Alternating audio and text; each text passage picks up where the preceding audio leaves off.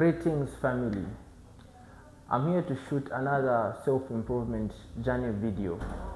So I'm going to enlighten you on how I discovered my self-improvement journey, when I started my self-improvement journey, why I started my self-improvement journey, and how my self-improvement journey has helped me.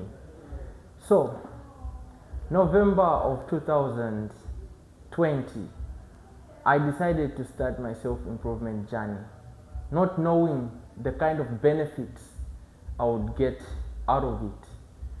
So I was down atrocious, I was down horrendous, I was down miserable. So I didn't have an elder brother or an elder sister who was going to motivate me or drag me out of the pit of misery. Hence I decided, okay, I am so good at giving advice to other people, I am so motivated, but why don't I also give myself a self-talk? Why don't I give myself a pep talk? Sat down with myself and decided to start the self-improvement journey. Okay, mind you, I was down bad, I was down in the dumps. I had gambled my tuition fee by then. I was going through all these horrendous thoughts in my mind. I was suicidal. Mind you, I didn't attempt suicide, but I was suicidal. I had suicidal thoughts. Like, I questioned life. What is the benefit of me living? Why this life, And so I decided to come up with a plan on how I was going to drag myself out of this pit of misery. The first step that I took was the January of 2021, I decided to get a gym membership. Gym membership, how did that help me? I was thinking by me going in the gym and spending more time there, I was going to distract myself from these thoughts that I was having. And I was going to teach myself suffering, I was going to teach myself endurance and discipline, because I know at 5 p.m. I have to be in there grinding. So I had to be there. Okay?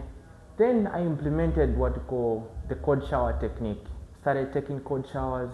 You know how this self-improvement works is, this month you implement one habit, the next month you implement the other habit, and things just sort of blend in nicely. So by the time you realize it, you would have done all these amazing works. Okay. So I had gambled my tuition fee and had less than 75% attendance. The school that I attended, if you had less than 75% attendance, you are not allowed to sit for your exams, for your end of semester exams. And so I had to find a way in which I was going to raise the tuition that I had gambled and lost, and I had to find a way I was going to make up for my attendance. And so I started grinding. Got my first job as a waiter, worked there. This was during the COVID pandemic, meaning things could close and open, so there was like a shutdown. So now, after that, continued with the grind and whatnot. Then I discovered, wait, I'm actually loving this self-improvement thing. It's helping me so much. And then from there, we had another closure.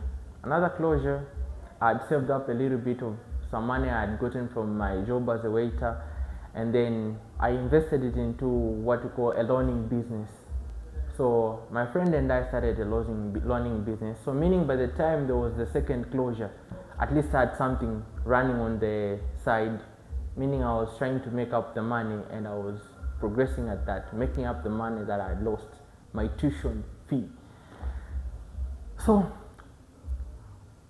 when the lockdown was over, I decided to jump into another thing. I became an IELTS tutor.